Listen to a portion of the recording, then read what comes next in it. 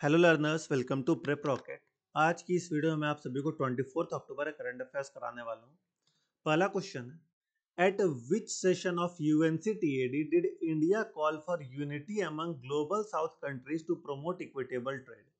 तो ये 16 सेशन के अंडर हुआ था, तो यूएनसीटीएडी 16 इसका सही आंसर होगा। देखिए, यूएनसीटीएडी मीटिंग जो है उसका 16 सेशन कहाँ हुआ, वो हुआ जेनेवा में। ठीक है। इंडिया के जो कॉमर्स एंड इंडस्ट्री मिनिस्टर हैं पीयूष गोयल साहब, उन्होंने ग्लोबल साउथ कंट्रीज से अपील की है कि सब एकजुट हो जाएं ताकि फेयर और इंक्लूसिव ट्रेड सिस्टम बन सके।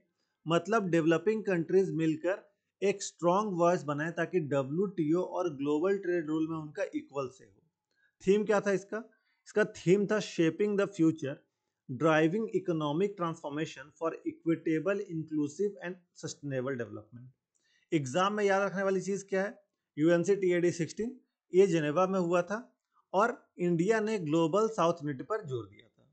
यहाँ पे आपको वन लाइन समरी दिख रहा होगा आपके रिवीजन के लिए, और साथ साथ आपके रिवीजन के लिए एक और चीज दिख रही होगी आपको यहाँ पे, प्रोबेबल क्वेश्चन। ये सभी चीज आपको पीडीएफ में मिल जाएगी, चाहे तो वीडियो को पॉज करके आप भी पढ़ सकते हैं। अगला question, which regulatory body has proposed a dual valuation framework for government securities held under NPS and APY scheme. तो इसका आंसर हो जाएगा ऑप्शन नंबर सी, पीएफआरडीए। ठीक है। देखिए, पीएफआरडीए इंडिया की पेंशन रेगुलेटरी बॉडी है जो एनपीएस और एपीवाई जैसे पेंशन स्कीम को मॉनिटर करती है। अब उन्होंने प्रपोज किया है डुअल वैल्यूएशन फ्रेमवर्क, किसके लिए? गवर्नमेंट सिक्योरिटीज के लिए। ठीक है। जिसमें गवर्नमेंट सिक्योरिटीज का वैल्यू दो तरीके से निकाला जाएगा। एक आपका एमटीएम, एमटीएम मतलब मार्क टू मार्केट, और दूसरा आपका एक्रूअल बेसिस। अब एमटीएम क्या है? एमटीएम है जहां डेली मार्केट प्राइस के हिसाब से वैल्यूएशन होती है। एक्रूअल बेसिस में क्या होता है? जहां वैल्यू को लॉन्ग टर्म इंटरेस्ट इनकम के बेस पे रिकॉर्ड किया जाता है। इसका मेन मोटिव क्या है? इसका मेन मोटिव है एनपीएस के इन्वेस्टर्स के एनएवी में डेली फ्लक्चुएशन कम करना और सिस्टम को स्टेबल बनाना। ठीक है। एग्जाम के लिए क्या इंपॉर्टेंट है आपके लिए, क्या चीज याद रखनी है? तो ये चेंज सिर्फ दो ही चीज में हुआ है, एनपीएस और एपीवाई में। म्यूचुअल फंड में कोई भी चेंज नहीं हुआ है। ठीक है। अगला question, Kerala's first under water tunnel will connect which two places. Kerala की पहली जल तल सुरंग किन दो स्थानों को जोड़ेगी? तो ये जोड़ेगी विपिन और फोर्ट कोची को। विपिन आइलैंड और फोर्ट कोची को जोड़ेगी। केरला अपनी फर्स्ट अंडर वाटर टनल बना रहा है जो विपिन आइलैंड और फोर्ट कोची को कनेक्ट करेगी। ये टनल अरेबियन सी के नीचे बन रही है। ठीक है। जो एग्जिस्टिंग अभी आपका किलोमीटर है वो 16 है, जिसको घटा के 3 किलोमीटर कर दिया जाएगा। ठीक है। डिस्टेंस बहुत ही कम कर दिया जाएगा। टनल का डिजाइन कैसा होगा? तो टनल का डिजाइन ट्विन ट्यूब स्ट्रक्चर होगा। हर ट्यूब लगभग 12.5 मीटर वाइड और 35 मीटर बिलो सी लेवल होगा। ठीक है। एस्टिमेटेड कॉस्ट कितनी है इसकी? तो एस्टिमेटेड कॉस्ट है 2672 करोड़। इसका एम क्या है? तो reduce travel time, fuel cost and ease traffic congestion in Kochi region. Target क्या है? तो 2027 तक इसे कंप्लीट करने का टारगेट है। अब एग्जाम के लिए कुछ चीजें याद रखने वाली चीजें क्या है? स्टेट क्या है? केरला। प्रोजेक्ट का नाम क्या है? First under water tunnel. Connect क्या करेगी? विपिन और फोर्ट कोची को, विपिन आइलैंड और फोर्ट कोची को। कंप्लीशन टारगेट कितना है? 2027। ठीक है। अगले क्वेश्चन की ओर बढ़ते हैं। उससे पहले आप यहाँ पे देख सकते हैं प्रोबेबल क्वेश्चन। देखिए, which book earn Sunil Amrith the 2025 British Academy book prize. तो ये option number C, the Burning Earth. The Burning Earth an environmental history of last 500 years. इसके बारे में थोड़ा डिटेल में न्यूज को जानते हैं।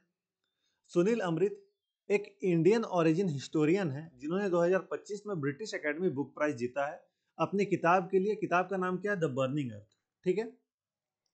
इस बुक में उन्होंने लास्ट 500 ईयर्स के एनवायरमेंटल हिस्ट्री एक्सप्लेन किए हैं, कैसे ह्यूमन डेवलपमेंट, एम्पायर और क्लाइमेट एक दूसरे से लिंक्ड है। ये प्राइज ह्यूमैनिटेरियन और सोशल साइंस के बेस्ट नॉन फिक्शन वर्क को दिया गया है। अमृत करेंटली येल यूनिवर्सिटी में प्रोफेसर हैं। क्या क्या चीजें आपको याद रखना एग्जाम के लिए? ऑथर का नाम सुनील अमृत, बुक का नाम द बर्निंग अर्थ, अवार्ड का नाम British Academy book prize 2025। Prize amount कितना है? तो प्राइज अमाउंट यहाँ पे आपको दिख रहा है।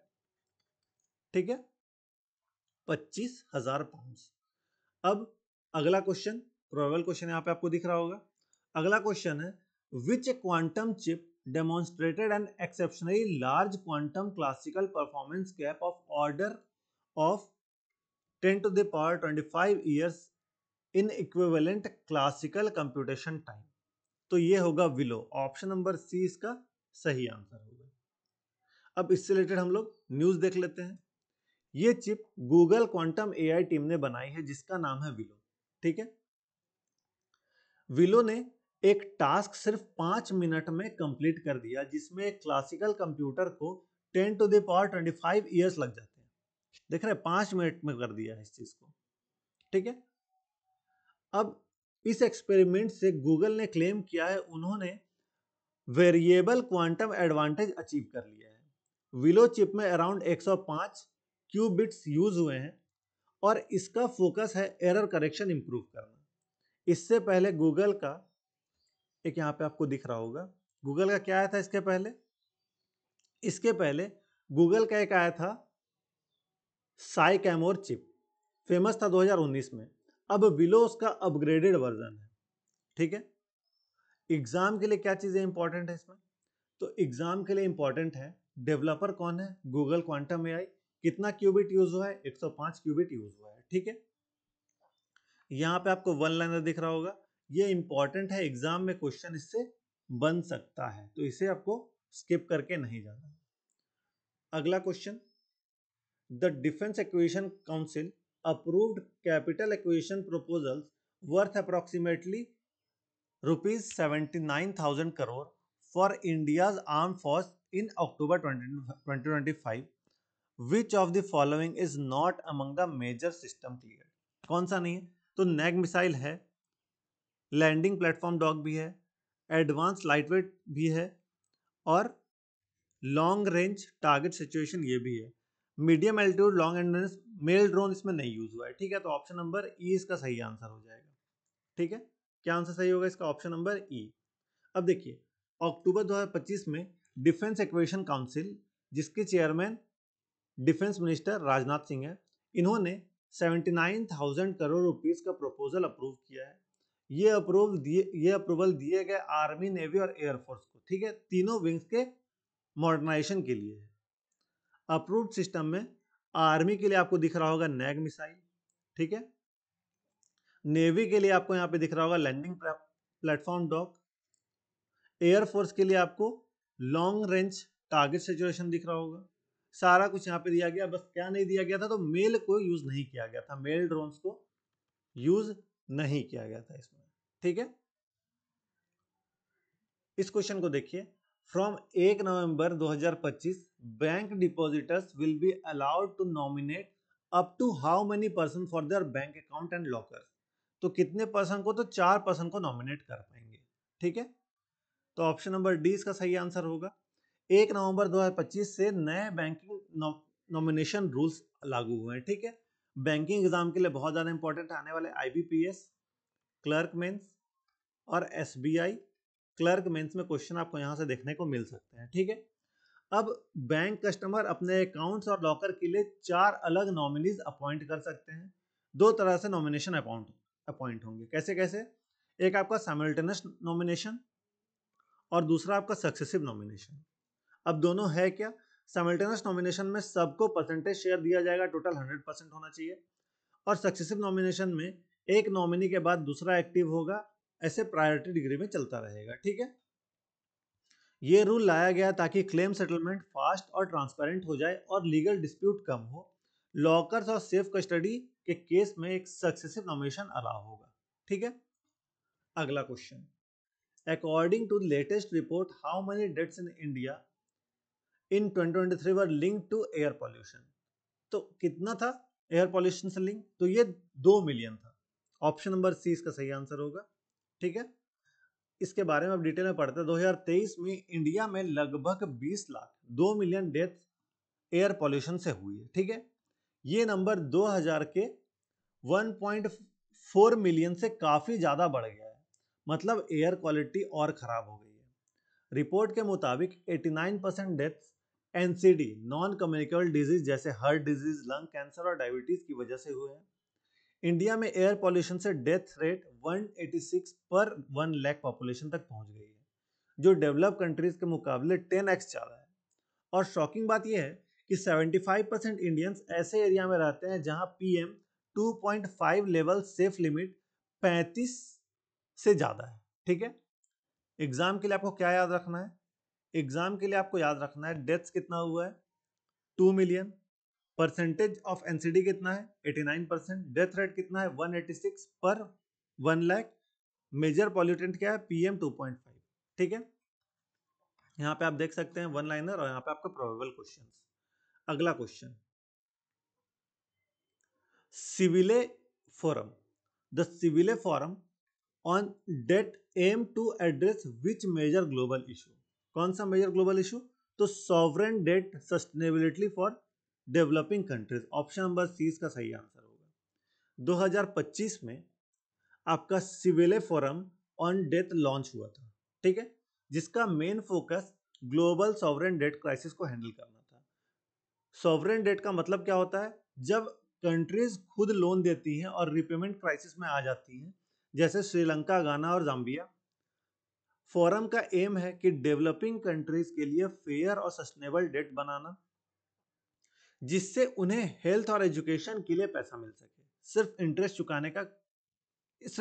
चुकाने में खर्च ना हो। ठीक है, ये फोरम UNCTAD 16 के दौरान लॉन्च हुआ था और इसका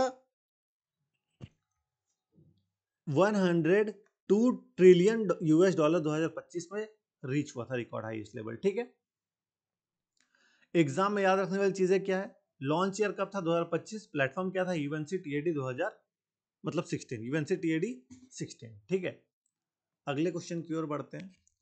इंडिया का first 132 metre cable glass bridge Bajrang Setu in Rishikesh will span which river. Bharat में पहली 132 मीटर केबल कांच पुल बजरंग सेतु ऋषिकेश में किस नदी पे बनेगी? तो ये बनेगी आपकी गंगा नदी पे। ऑप्शन नंबर बी इसका सही आंसर होगा। ठीक है, देखिए, बजरंग सेतु इंडिया का पहला केबल सस्पेंशन ग्लास ब्रिज है जो ऋषिकेश उत्तराखंड में बन रहा है। ये ब्रिज गंगा रिवर पर बनेगा और टोटल इसकी लेंथ जो होगी 132 मीटर होगी। इसका कॉस्ट कितना आएगा? अराउंड 70 करोड़ एक्सपेक्टेड इसका कॉस्ट। और ये 2025 के एंड या 2026 के स्टार्टिंग तक पब्लिक के लिए ओपन हो जाएगा। ब्रिज का डिजाइन ट्रांसपेरेंट ग्लास फ्लोर वाला है, जिससे टूरिस्ट को गंगा का पैनोरामिक व्यू मिलेगा। ये ब्रिज लक्ष्मण झूला और राम झूला जैसे आइकॉनिक ब्रिजेस का मॉडर्न वर्जन बनाया जा रहा है। ठीक है, अगला क्वेश्चन और लास्ट क्वेश्चन आपका, डॉक्टर एकनाथ वसंत चिटनिस, जो कि who passed away in 2025, was instrumental in the early space programme of 2025। What rank civilian honour did receive he receive in 1985? तो ये पद्म भूषण जीते थे। ऑप्शन नंबर बी इसका सही आंसर होगा। ठीक है, डॉक्टर एकनाथ वसंत चिटनिस जो है वो इंडिया के फर्स्ट जनरेशन स्पेस साइंटिस्ट में थे। ठीक है, उन्होंने विक्रम साराभाई के साथ मिलकर इसरो की फाउंडेशन रखी थी। 1985 में उन्होंने पद्म भूषण जीता था और उनके एक्स्ट्राऑर्डिनरी कंट्रीब्यूशन के लिए इंडियन स्पेस प्रोग्राम में उन्हें ये पद्म भूषण दिया गया था। ठीक है, उन्होंने तुम्बा लॉन्च साइट सिलेक्ट करने में और सैटेलाइट कम्युनिकेशन और रूरल एजुकेशन प्रोजेक्ट शुरू करने में बड़ा रोल प्ले किया था। ये अवार्ड उनकी लाइफ टाइम कंट्रीब्यूशन और साइंटिफिक लीडरशिप का रिकॉग्निशन था। ठीक है, तो इनका निधन अभी हो गया है, ये भी इंपॉर्टेंट है, इसका भी आप अच्छे से नोट्स बना सकते हैं। वन लाइन यहाँ पे आप पढ़ सकते हैं और इसके प्रोबेबल क्वेश्चन यहाँ पे आपको दिख रहे होंगे। तो ये था आज का सेशन, सारा क्वेश्चन यहाँ पे कवर हो गया है जो भी इंपॉर्टेंट था आज के लिए। बाकी इसका पीडीएफ आपको कहाँ मिलेगा? तो इसका पीडीएफ आपको टेलीग्राम ग्रुप पे मिलेगा। टेलीग्राम ग्रुप का लिंक आपको डिस्क्रिप्शन में मिल जाएगा, ज्वाइन जरूर से कर लीजिएगा। हमारे इस प्रेप रॉकेट को आप सब्सक्राइब कर लिया, जस्ट आप यहाँ क्लिक कर सब्सक्राइब कर सकते हैं। सब्सक्राइब करके हमें सपोर्ट करें और बैंकिंग सॉल्यूशन को, अगर आप बैंकिंग एग्जाम की तैयारी करें तो बैंकिंग सॉल्यूशन को आप सब्सक्राइब कर सकते हैं। आपको आपके एग्जाम के लिए all the best. Thank you.